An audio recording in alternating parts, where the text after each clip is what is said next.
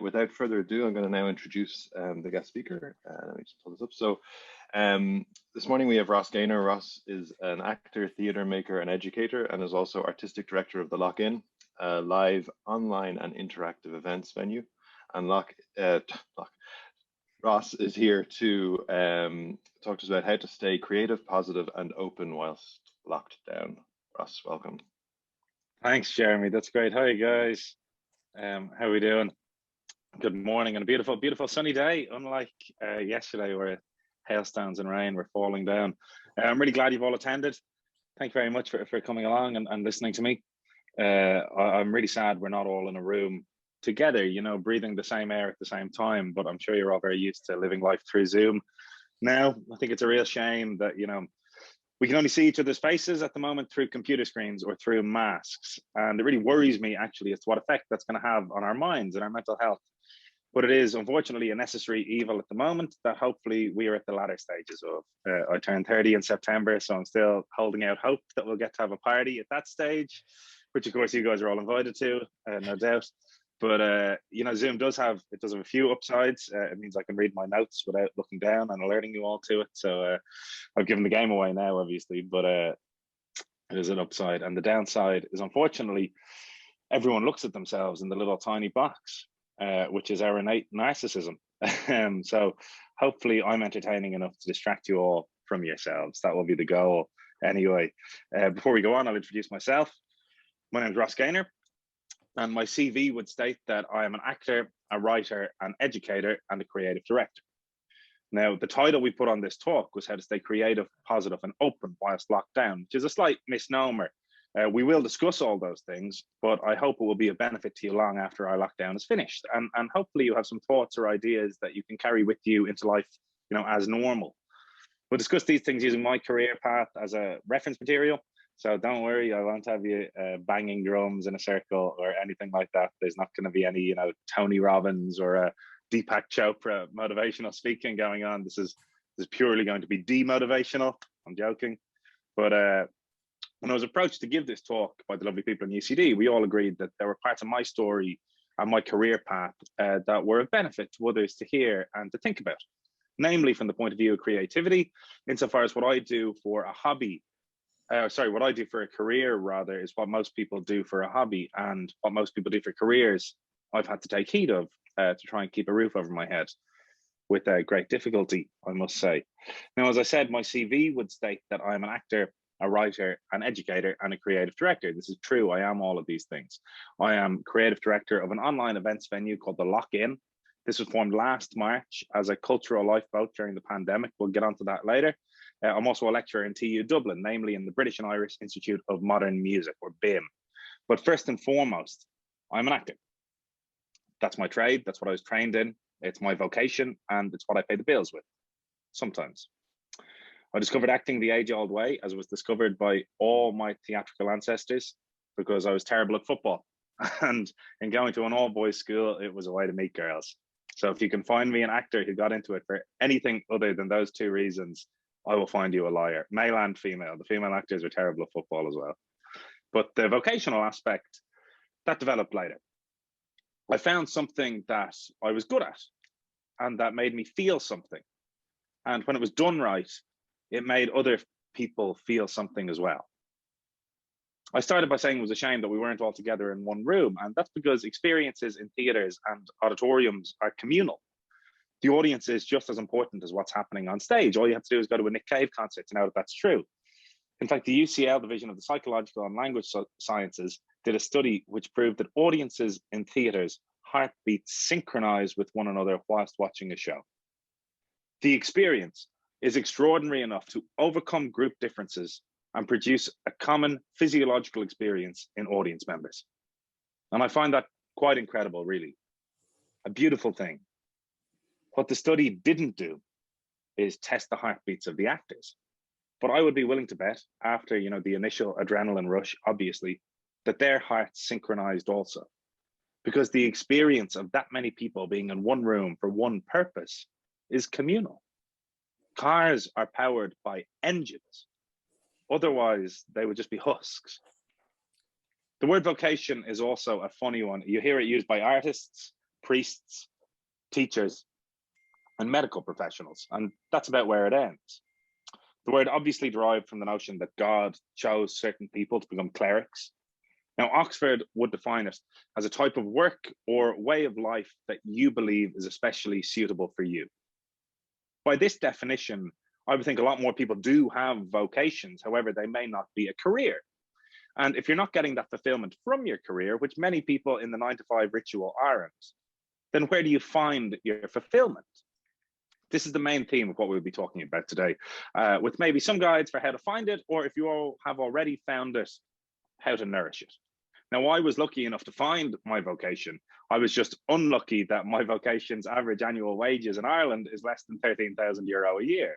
So after nearly 10 years of acting, I have found various ways to earn ever so slightly more than that without sacrificing my vocation. And that's something else we'll discuss this morning. I did the sensible thing after my leaving cert, and I got a sensible degree in UCD, actually, of all places. However, my sensible degree was possibly the only degree less employable than acting arts, or, orts, as UCD's most famous son, Rossa Carl Kelly, would call it. There I studied English and drama under the likes of Frank McGuinness, which I loved immensely, and I was awarded the Ad Astra Scholarship for Drama. And most importantly, I discovered UCD Dramsoc, which occupied most of my time. The famous joke being, where did you go to college? I went to Dramsoc. But the most profound part of it all for me was not just doing something that I love, but other people recognizing me for being good at it, which had basically never happened to me before in my life in anything. And being good at something within a society that's focus was the thing that you were good at really made my time in college quite enjoyable. I had friends, I had girlfriends, I had parties to go to, activities that I enjoyed, that kept me busy, and that were linked to my academic studies, so they didn't suffer either. This all culminated in my final year being spent auditioning for various drama schools in a bid to further my education and train as an actor properly. I was lucky to get into a number of them, and then I went on to train in the newly opened the Lear, the National Academy for Dramatic Art on Pierce Street. There I trained for 3 years as an actor, working with some of the best artistic talent in the country and abroad, and I've been working as a professional actor ever since. Now, drama school is an interesting place, and it teaches you a number of things that I believe improve your day-to-day life, no matter what line of work you're in. And we'll go through a couple of them. Number one, voice technique, so you can be heard. Too often do people mumble or not feel they have a right to speak or be heard. We all do. Posture and movement, I say as I lean on this table, how to stand tall, how to own your own space and move with grace. If we all did this, we would be happier and more confident people, I guarantee it. Tactility. You have to get extremely comfortable to be intimately close physically with anyone, male or female. Comfort in our own bodies and in other people's bodies allow us to interact with the world in an open and free way, thus experiencing more of what it has to offer. Eye contact. Hours are spent developing eye contact and feeling comfortable making eye contact with someone, so that when required for those scenes on stage, you don't feel uncomfortable and look away, as we often do in life. The bond that is made from truly looking at someone and seeing them is like no other. And one of the most important ones, comfort with rejection. Most people are crippled and humiliated by rejection. For me, it is a weekly occurrence. For writers, they say you should have 100 rejections for every one successful submission. This is the same with actors and auditions. And whilst it is horrible to begin with, and it can damage your confidence, when you realize that this is the name of the game, you stop holding yourself so precious. You realize that minutiae cannot affect you. And you are willing to put yourself in a variety of situations that others would refuse for fear of rejection, thus opening yourself up to more innovative and unique situations. And finally, making a show of yourself, just like I'm doing right now. When you step on stage, you are literally making a show of yourself for other people's pleasure. The silliness that this requires, I think, is important for everyone. No one is more boring than someone who takes themselves seriously. Be silly, be as silly as you can possibly be. And I have no doubt your life will improve as a result. Now, these are the points that I think are pertinent to our discussion. And these are the elements of drama school and my career that I believe can really benefit each and every one of us in our daily life. So you'll be thankful to know that that is the content of the talk, and I will not be boring you about the virtues of Chekhov or Stanislavskian methods or the iambic pentameter. That's next week if you want to sign up, and I'll do an hour-long class on that. But what all that really boils down to is self-belief, confidence, and a willingness to say yes. Parts of my career are slightly horrible, same as everyone, such as the rejection, etc., which leads you to immense self-care, knowing what you need and how to give it to yourself, how to mind yourself and how to keep putting yourself out there. Now, I'm extolling the values of the confidence you gain in drama school, etc., but make no doubt about it, it is hard. I'm not saying it isn't. And most of the work is done alone. Now, I hear you asking, how is this relevant to me? Which brings us to the title of this series and the title of this talk, Working Smarter Together While Being Apart. And my own take, how to stay creative, positive, and open whilst locked down. I believe that the only way to work well together or apart is by being happy and content in yourself first, which at times is very difficult, particularly whilst locked down.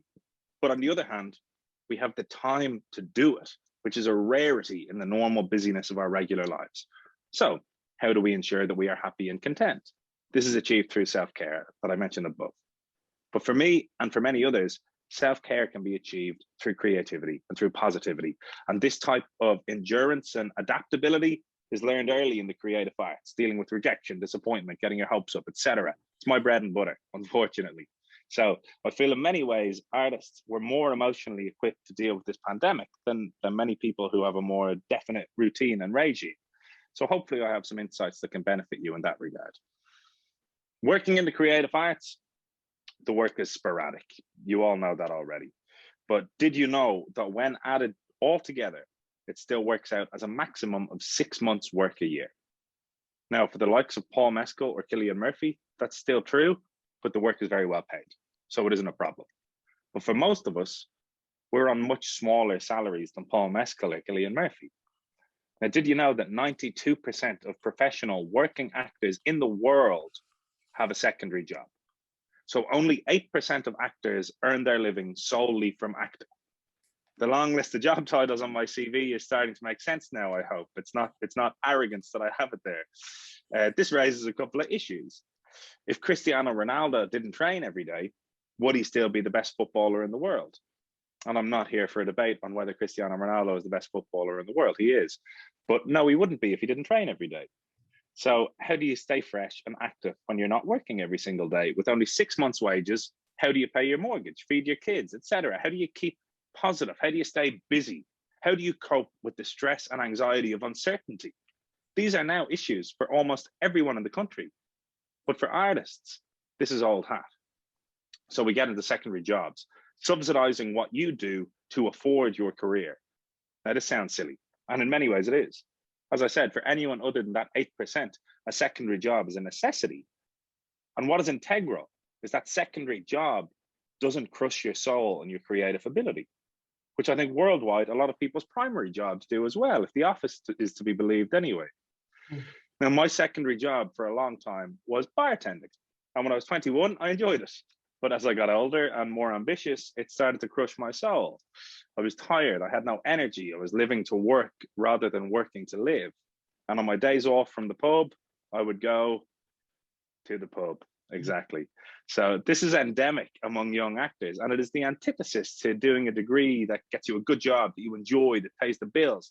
It is a subsidy, a job you hate that pays poorly, and you only maintain to maintain yourself until the job you want to do comes a knocking, which may never happen. Sounds a little bleak and depressing, doesn't it? So there's a couple of reasons for this cliche. One, actors need time. You need a flexible job that you can take days off to audition or shoot something, and one that you're not attached to. So when a good opportunity comes along, you don't feel bad about dropping it. This is all well and good when you're 22, but as you get older, this existence starts to take a toll on you. The other reason is optics. Now, actors are obsessed with optics. Artists in general are obsessed with optics. Understandably, these are visual art forms. But the optics that force them into these soul-crushing jobs is the fear that people will stop perceiving them as artists. And if someone stops perceiving you as an actor, they'll stop calling you to audition, etc. And I've been on the receiving end of this myself with various jobs that I've worked outside of the service industry. And you tell someone you're doing that particular job and they say, oh, so you've given up the acting. No, I haven't. No one ever thinks you've given up the acting if you're pulling pints or waiting tables, because they're comfortable with that cliche. That is what struggling artists do to survive. Society has made us think that way. If you follow your dreams or pursue a creative career, you will be poor, unhappy, and working in service. But it makes them uncomfortable to think a civil servant or a copywriter or a laborer might also be an actor, because those are proper jobs. And what would you be doing taking a proper job from someone who wants it when you want to be an artist? It's not supposed to work that way. You're supposed to be poor.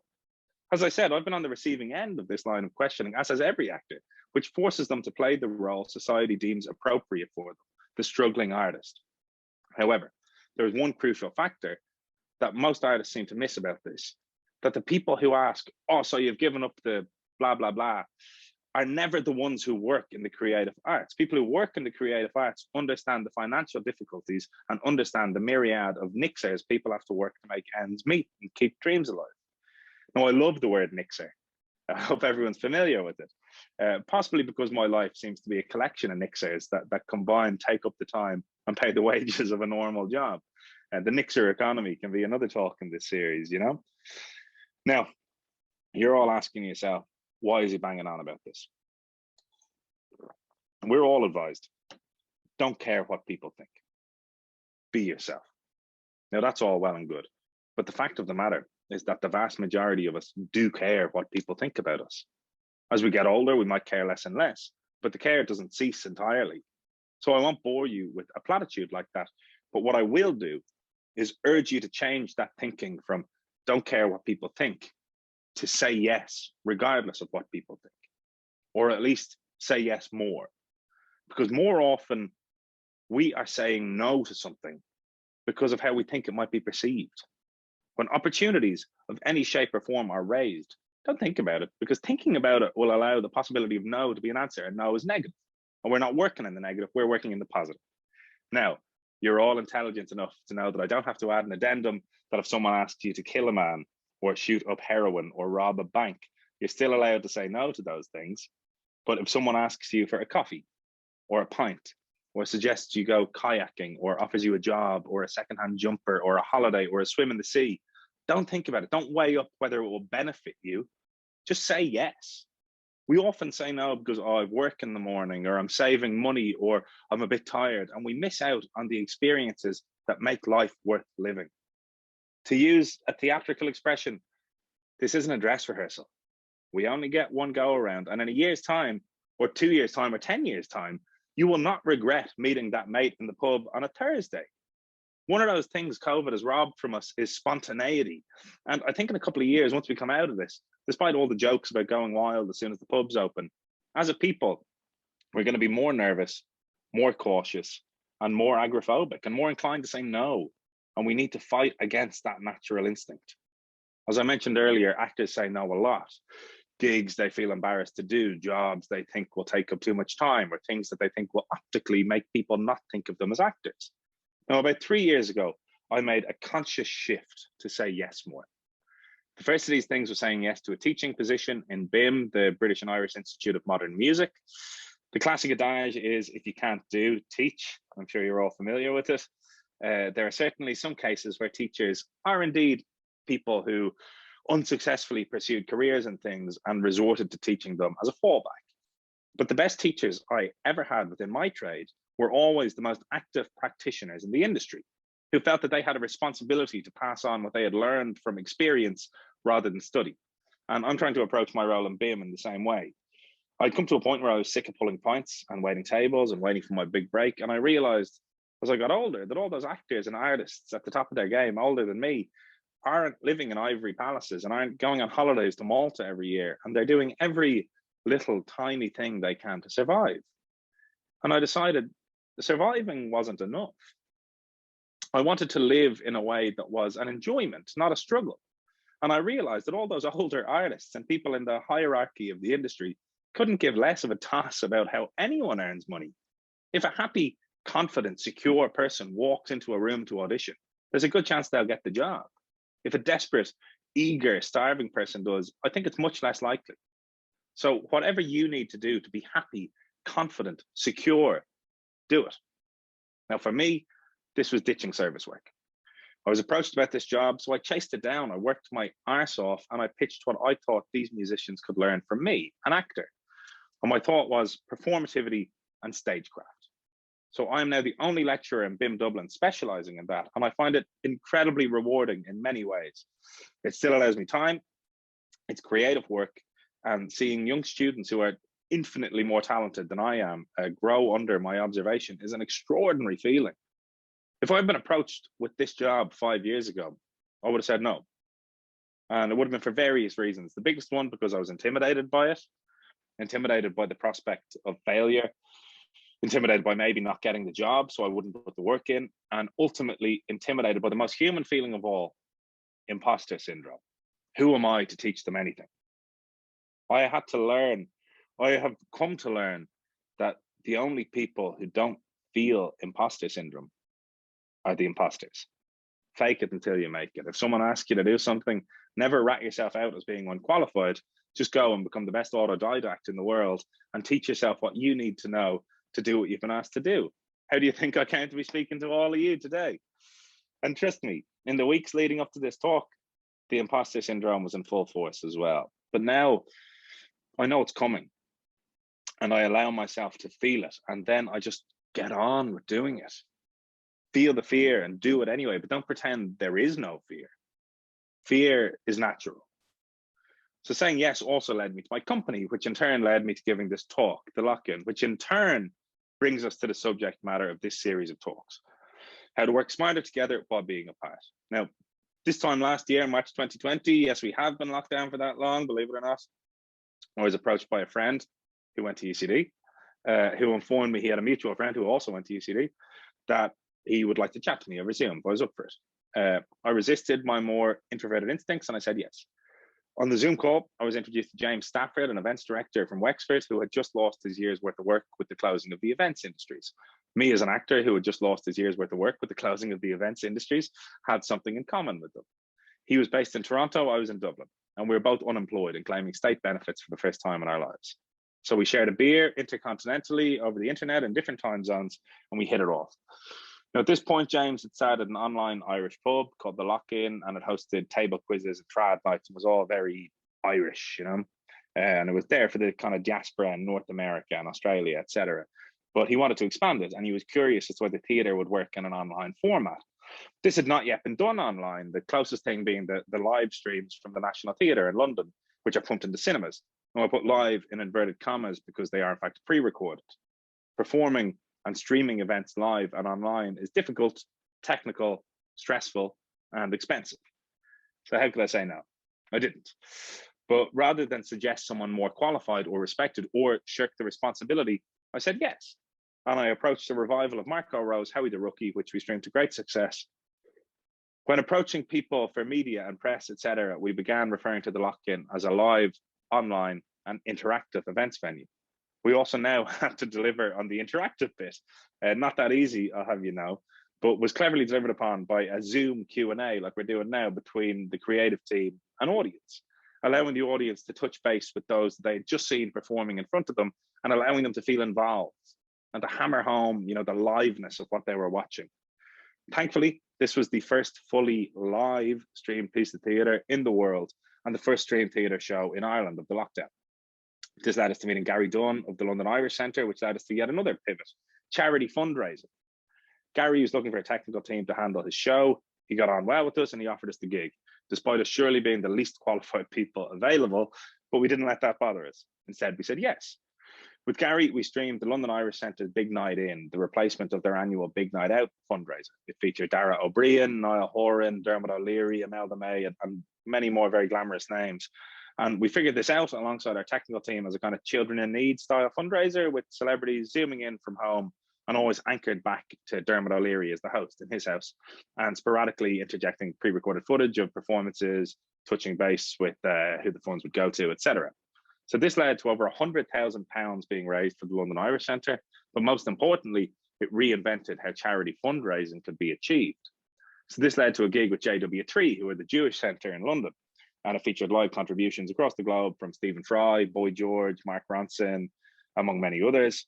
Saying yes was getting easier now because we were proving to ourselves that when challenged, we could deliver. This generated over £350,000 for JW3, surpassing their previous record event. But most importantly, and this is the key point, the event's operating costs were only 3% of the total money raised in comparison to a 200-person dinner, making it the best ratio of cost versus money raised that they had ever achieved. This innovation allows for more charities to fundraise more often and more cleverly at a much lower cost than what they would be used to, ultimately ensuring more money raised for their cause. Thus, two strands of our business developed: charity fundraising, handled mainly by James, and theatre and arts, handled mainly by me. Now, along with those mentioned above, we also run a monthly chat show with Charlotte Regan, from An Irishman Abroad, another UCD graduate actually. And we've done various other plays, which have resulted in a relationship with Bewley's Cafe Theatre, with whom we will stream 4 shows this year. We ran a new writing festival called Reboot Live, which staged 18 new plays and employed over 50 artists during the brief let up from the lockdown. And we also staged and streamed the largest music festival in Ireland in 2020. 100 people attended, so not that record breaking. And delegating the work as such has, really helped us in working smarter together while being apart. James and I have now ran this company together for a year without ever meeting face to face. He has since moved from Toronto to Barbados, very lucky for some. I've remained firmly in Dublin, for me, but I'm greatly looking forward to using the lock-in AGM as an excuse to visit Barbados. But for now, we're on different continents and in different time zones and somehow making the business work. I'm as surprised as you are. But this is because of delegation and trust. We're both comfortable in the roles we have. And whilst we have said yes to many things we probably weren't the most qualified for, we never said yes to anything we weren't capable of. Were I running the tech and James curating our problem, things might have gone very differently. We both would have been stressed, unhappy, and the business certainly wouldn't have lasted a year. We found a way that works smart for us. And part of that is recognizing the strengths in others and allowing them the space to thrive with those strengths. The other half is we've both had the time in a year to figure out what makes us happy and look after ourselves before we look after work. Now, for fear of this sounding like, oh God, am I great, it would be untrue to imply this was all success after success. We had many, many terrible failures. And in some ways, they were the best thing to ever happen to us because we learned exactly what not to do. As the adage goes, the only mistakes you make are the ones you don't learn from. Whereas Coach John Kavanagh would say, you win or you learn. Thankfully, we learned. Now, if you don't mind, we'll have a little bit of a chat about self-care. People have hobbies. I have a cousin who works for a very highly paid, highly stressful job for a very unpopular Irish billionaire, who I won't name. But all he ever really loved doing was playing music. He doesn't do it for a living, but when he gets in the door after a day of work, before he does anything, he goes to his music room and plays guitar for an hour. And that decompresses him back to reality. A very dear friend of mine works in advertising, but was briefly a professional rugby player. He still plays to an extremely high standard. And if he didn't finish work and go to training, all geared towards the match on a Saturday, I genuinely don't know what he would do with his time. People need something to do. People also need a sense of fulfillment. We're all looking for something. Sometimes it's hard to have the energy for the search, so we find brief fulfillment in the dopamine hit from our phones or social media, reality television, etc. But it doesn't last. And then you're chasing the dragon like an addict, getting less and less happy with each passing day. Historically, people found fulfillment from religion, particularly people of a certain generation in this country. They would put their stresses and anxieties in the hands of God, and they got a sense of relief from that. It also gave them a community, somewhere to go on a Sunday or every day if they so wished. But the world has changed now. A lot of it due to the atrocities committed by members of the church and our increasing education in science and in general. Less and less people get that sense of fulfillment from religion, but it doesn't mean that they don't need a sense of fulfillment. There is a direct correlation between the dropping numbers of church attendees and the rising numbers in people doing yoga or running marathons, etc.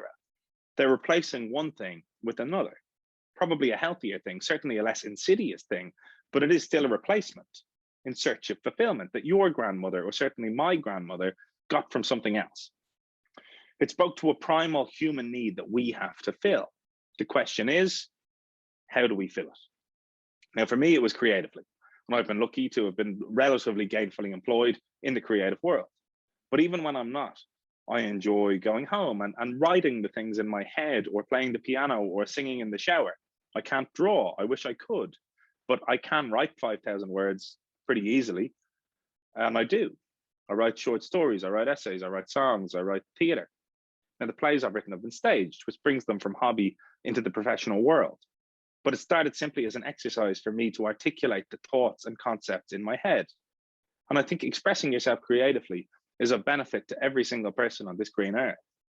But you will always be faced with people who say, oh, but I'm not creative. I couldn't do that. Now, when I speak about creativity, I don't mean you have to go and become a poet.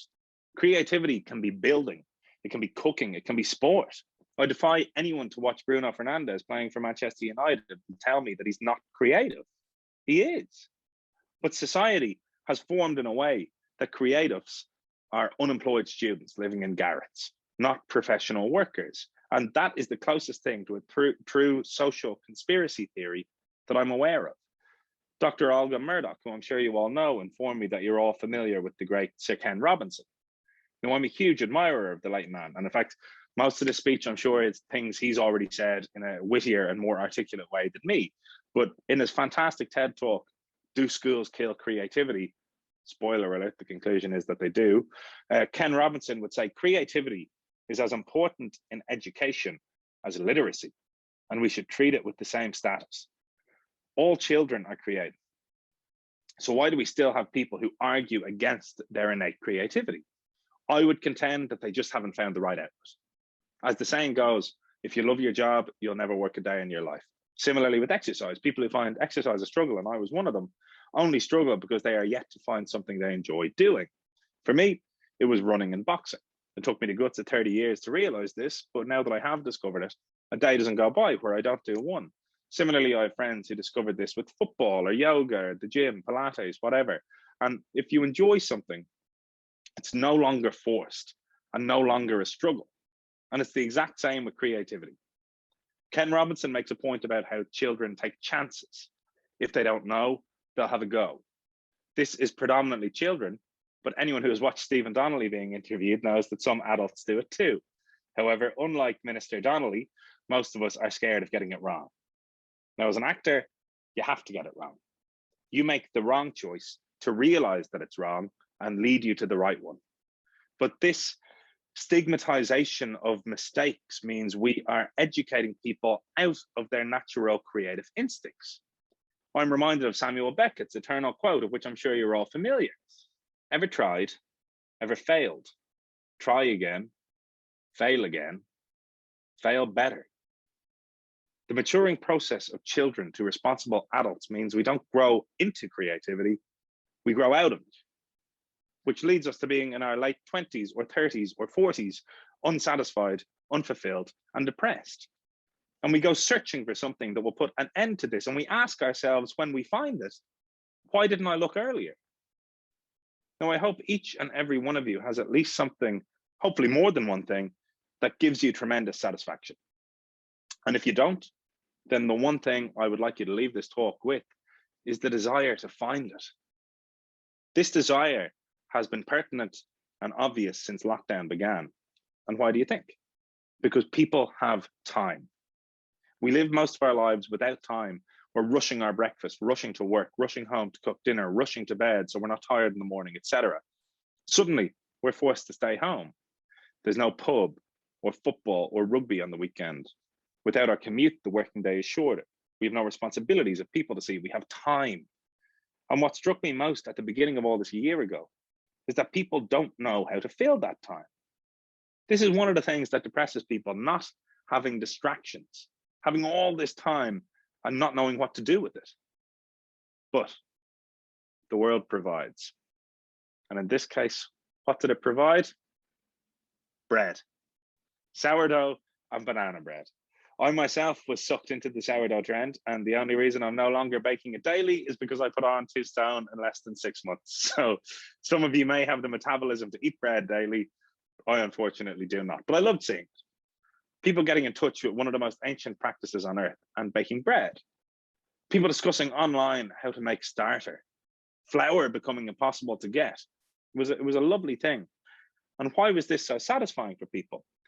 Because it was innately creative. You start with nothing and you end up with something. What a wonderful feeling. Now, imagine how carpenters feel. I complete something from IKEA and I walk around like I'm 10 feet tall. I can't fathom the satisfaction you must feel if the starting point wasn't a flat pack, but a bunch of timber, or even better, a tree. Now, I've seen people during the lockdown home brewing beer. I know people making poutine from stills that they've built themselves. I know people who built pizza ovens. I know people who became vegans simply for the challenge. And I know people who started running and exercising or painting or playing the ukulele, relearning the piano, doing up their house, dancing every day. All these amazing things simply because they had the time to do them. And 99.9% of them weren't professional artists, just normal people, or muggles, as we in the theatre cruelly refer to them as.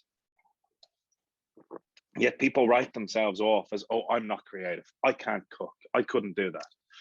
I was best man at my brother's wedding, and I gave the best man speech. It was about 10 minutes long, some gags, some heartfelt moments, some welcomes to the family, typical.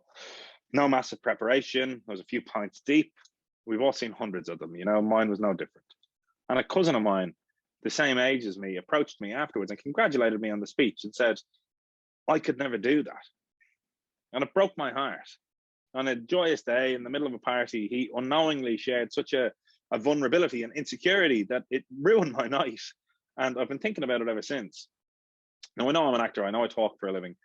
And if he had come to see me perform Chekhov or Shakespeare and said I could never do that, I'd understand it. Never say never, obviously, but there's a certain amount of comprehension and education and study and experience required to perform those masters. And if he was willing to put in 10 years worth of work and study, he could, but it is difficult. A best man speech, however, he most certainly could do. But society and education have made him feel incapable of being able to stand up in front of a room of people and creatively express himself. Society has a lot to answer for this. Society likes to keep art and the art world as a mystery, because once it falls into the hands of the proletariat, that the ability to make art is in fact inherent with all of us, it demolishes the idea of art for commerce and we lose workers, and that's not good for business. We see it with graffiti artists. The world is awash with great graffiti artists, and it has been since the 1970s, yet the only ones anyone is aware of are Banksy and Jean-Michel Basquiat. They have been elevated above all these other incredibly talented guys, and the world is told that there is something special about them. It behoves the establishment to make them unavailable to a low art market, and it does that continually. It opens its doors widely to find a new thing and rise it up from low art to high art to sell it and raise the value, thus confining the idea of art to a very particular world, when in fact it belongs to each and every one of us, and there is art in everything, be it sourdough or IKEA furniture, and we are all capable of it in some shape or form. However, it has probably been beaten out of us by the education system telling us that we study to get a good job that pays good money, to buy a house that we can't afford. And the only satisfaction you'll get from your slaving all year will be to get 2 weeks of drinking yourself silly in the sun in Lanzarote. That's what all your toil and labor is for. Whereas a few minor adjustments can give you a few little things that give you some joy every day. Even just the journey to discover what gives you joy would be immensely satisfying. On Charles Bukowski's grave, his epitaph reads, "Don't try."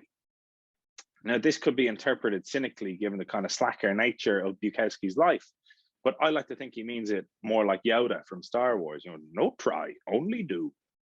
We get a lot more satisfaction from doing, like my Yoda impression, saying yes and just doing than we do from thinking about it. Paralysis by analysis. I'm a painfully cerebral person, so I really had to learn how to do without overthinking it. And you can learn it. My movement teacher in drama school used to say that my body was just a plinth for my head. But actually, our head is only about 20% of what makes us up, maybe even less. And to get out of our head and just do, I think, is one of the greatest things you can do in your life. How often do you actually regret doing something? I know we often regret not doing something. I have lots of friends who already mourn the fact that they didn't pursue their careers as musicians or actors or artists. And I'm not even 30 yet. And these people are living in regret. All because they were steered away from it, because it's hard to get a job and it's hard to make money and it's not very practical or not very sensible. Whereas no one you have ever liked has ever been described as, Oh, you'll love Ross. He's very practical and very sensible. Positive words you hear about people is that they're fun or funny or impulsive, intelligent, great conversationalists. Now, you can be all these things and still be practical and sensible. I'm saving to buy a house at the moment. I've had to become practical and sensible against my greater instincts. But it is at the lower end of the totem pole of personality features we like about people. Now, I really think most of us want to offer the world something of quality, something that the world will consider good or important. But that is really the enemy, because it's not up to us whether what we do is any good. And if history has taught us anything, the world is an extremely unreliable critic. So you have to ask yourself, do you think human creativity matters? Well, most people don't spend a lot of time thinking about poetry. They don't consider too much about Samuel Beckett or anyone else. They have a life to live until their father dies, or they go to a funeral, or they lose a child, God forbid, or somebody breaks your heart. They don't love you anymore. And all of a sudden, you're desperate to make sense out of this life. And has anybody ever felt this bad before? How did they come out of this cloud? Or the inverse, something great. You meet someone amazing and your heart explodes. You love them so much you can't even see straight. You're dizzy. Has anyone ever felt this way before? What is happening to me? And that is when art is not a luxury. It's actually sustenance. So please don't interpret this as me negating forms of employment that aren't in the arts. Employment is important. Earning money is important. We all have rent or mortgages or children. And some people's fundamental enjoyment in life might be eating in fancy restaurants or going to concerts or on holidays, all of which are creative endeavors, by the way. But the point I'm making is, despite what self-fulfilling prophecies we tell ourselves, we are all innately creative beings. And most of us, myself included, neglect our creativity because the world around us does not encourage it. So we have to encourage it because it's beaten out of us in school and it's beaten out of us optically by society. The image of artists as scroungers or deadbeats puts people off indulging their innate creativity. It's all intentional. The consequences of this is that many highly talented, brilliant, creative people think that they're not, or think that what they were good at in school is pointless because it's either not valued or actively stigmatized by our society. So we repress it or ignore it and do the sensible thing and then wonder why we're not happy. Now, there's only 5 ways we can experience the world. What are they? You all know it. Sight, sound, taste, touch, smell. That's the same for every single fully able-bodied person on earth. I guarantee you there is one of those senses that will give you a sense of satisfaction. The smell of a sea breeze, the sound of music.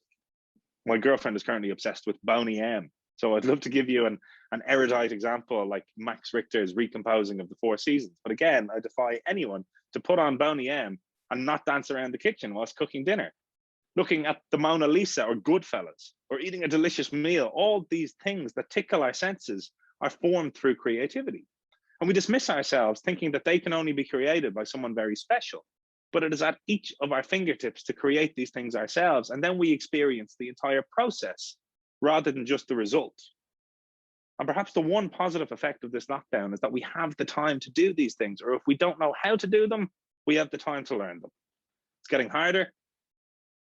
I understand that. It's harder for me too. The closer we appear to be getting towards the end, the further away it seems. 1 full year of abnormality. But the days are getting brighter, this morning particularly, and the evenings are longer. And we all have to fight that little bit harder. As I said, I discovered boxing over the past year, but I've been unable to train with my coach in the gym. So it's been neglected since November pretty much, and likely for another few months. So this week I purchased a wall bracket. And this weekend I'm hanging up a punching bag. Little things, little steps. It's not overwhelming. It's not even big. Just Google soda bread recipe. Don't even worry about sourdough. Google soda bread. It's easier. And bake it tomorrow morning. You won't regret it. Do you have a guitar gathering dust in the corner? I certainly do. Wait till everyone goes out for a walk and then play it. Play one song. What's the worst that can happen? If you have a thought, write it down. We can all type quickly. Just write it down. Then it exists in the world and not just in your head. When you're cooking dinner this evening, play Boney M and dance. And when your family complain, blame me. These are little things, and there are a myriad more. You like to have a drink on the weekends. Make a limoncello. It's easy. Lemon zest, sugar syrup, vodka. Then leave it in the press for 3 weeks. Then after dinner, you're having a digestif that you made yourself. Did you ever think that you would make a digestif? These are simple things, easy things to do. But bearing in mind the title of this talk, or these talks rather, working smarter together while being apart. We can't work smart together or apart. We can't work smart at all if we ourselves are not happy and content and satisfied. Change starts at home. So if by the end of this talk you say, well, that was pointless, I'm already as happy as Larry and I've no shortage of things I love to do, well, congratulations, you have the secret to life. For those of you, and I think this will be the majority of us, who have things that they love to do and do satisfy us, but are guilty of neglecting them, just make that simple change and do the thing that satisfies you this weekend. Make time for it. Instead of watching a film or doing the washing or whatever, just do it for 30 minutes. And for those of you who really don't have that thing that ticks your box, then you have a very exciting journey ahead. And it is a journey. It's not a destination. So don't write yourself off. Don't say you're not this or you're not that or you can't do this or you can't do that. Just try it. Fail again, fail better, and enjoy the journey. Trust me, it is creative and you are creative. If you don't believe that, you just need to change your thinking about it slightly. Everything in this world is created by someone. Don't forget that. Now we've come to the end, my friends. This is the end of the talk rather than the end of civilization as we know it. It's been a fascinating experience for me writing this. And I hate to admit that this isn't all off the cuff. I did write it. Similarly to when I got my job in BIM, I know that I know things. That's a good sentence, isn't it? But you know, I know that I embody various methods and practices, but to articulate them is a very different exercise. And when I was writing my notes for this talk and what it would be about and sending it to Olga and Emer, in the conclusion, I said, what most people do for a living, I have to take part in to be able to keep the lights on. And what I do for a living, most people can utilize without worrying about profiting from it. And it can lead to an increase in productivity, positivity, and teamwork. Now, I hope that could be mined from my hour of babble. And the one point I would like to leave you with, after thanking all of you for listening, thanking UCD for having me, Emer Kelly, Olga Murdoch, thank you for approaching me, is that you are all capable of extraordinary things. And I don't mean that in a professional or global sense, so I'm sure you all are, but you are capable of extraordinary things in your day-to-day life. You are capable of feeling extraordinary things, and you all deserve and can enjoy true happiness, satisfaction, and contentedness. Starting this journey and feeling happy in yourself will improve all elements of your life, including work. And this can be achieved by getting in touch with our repressed creative instincts and saying yes more. A happy person makes others around them happy too. Now, I hope you found some of my story interesting. Go bake some bread, and thank you for listening. I think we have time for some questions. Thanks, Ross. Yeah, indeed. If anyone has any questions, there's messages flowing through, obviously, in the comments there. And sorry, guys, I wasn't reading the chat. No, that's okay. You can read it at your leisure. There's loads of very nice words there. Some people have definitely started creating comments for sure. So there's lots of stuff there. So if anyone has any questions, please feel free to pass them through to Ross. Ross, that was fantastic. Thank you so much. You said a few things, obviously, that were extremely inspirational to anyone in terms of going out and trying stuff. You also said some stuff that resonated with one of the guest speakers that we had earlier in the week. And I think the key one for me was, if you have a thought, write it down and then it's out of your head. I think that's so important, because you say we've got more time for a lot of stuff, including thinking. And I think a lot of us find ourselves with thoughts just going around our head all the time, repeating on us. And sometimes they're negative thoughts, sometimes they're positive thoughts, but getting them down on a page or on a screen, I think, is vital.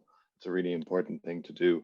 And I assume that that's where that's coming from, is the idea of sometimes getting it out of your head because it's negative, but also sometimes capturing it because it's a positive thought. Would that be fair to say?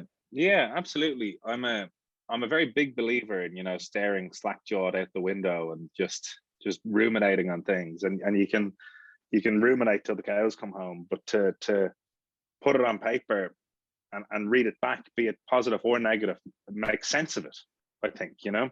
And if it's good and you've created something interesting, great, you know, finish it, do more. And if it's negative, then you've articulated maybe emotions that you were struggling to articulate, I suppose, or struggling to understand, and it's there and you can see them, and it's black and white, and then you can start dealing with them.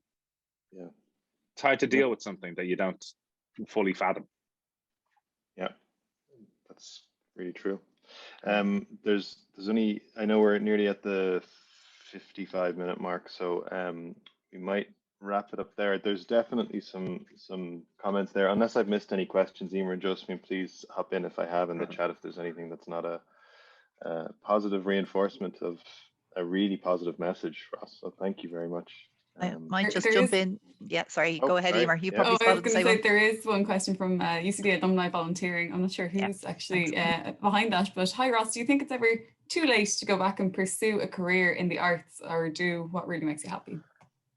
No, absolutely not. Like there's obviously certain things that are difficult. You know, if you look at a drama school, for instance, most of the graduates will be under 25, because that's sort of what the casting is. But if you know, there's loads of parts, there's loads of things out there for older people in the acting world, and similarly, you know, musically, Leonard Cohen only died a couple of years ago. Bob Dylan's still touring. I know they have, you know, huge reputations, but they were old men doing things, you know, and there's no age limit on it. In terms of pursuing it as a career, it can be difficult if you were used to earning a certain amount of money and relying on that, and then recognizing that it's much harder to earn a living in it, and that can be a very difficult adjustment. But certainly I don't think there's any hindrances other than your own fears about it, I suppose, and fears of judgment, or fears of such a shake-up, you know. And it is a big decision to drop a career, but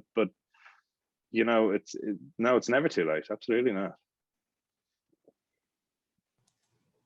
Here's another really quick one here from Nigel Walsh, and he just says, do you put egg in your soda bread mix?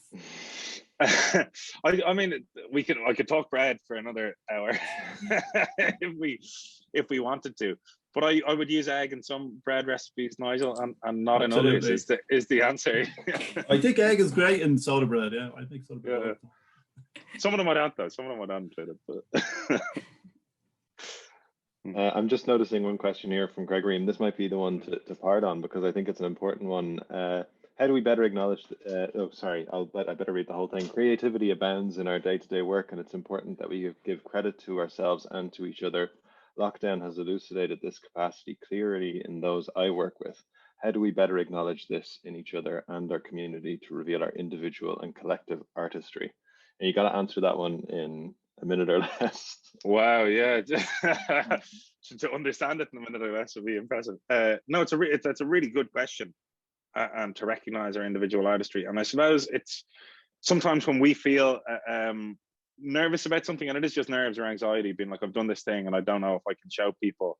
And as a sort of natural reaction to that, we can be judgmental of other people because we're actually just hiding something in ourselves. And, you know, we can accidentally be kind of mean or nasty about stuff. And I suppose it's just in recognizing that in ourselves and stopping it, and, you know, just being fully encouraging and fully open to both our own creativity and to others, and be, you know, like, you know, whatever, no matter how stupid or naff it is, be like, yeah, I want to see it. I want to see the scarf you knitted, or I want to see your drawing or whatever, and just do that. It can be hard, to be fair. Lots of it's hard.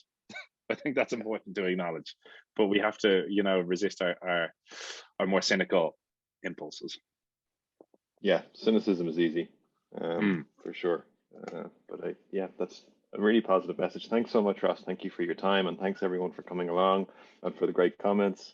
Yeah, we'll wrap it up there and leave it there. I think the next session for the event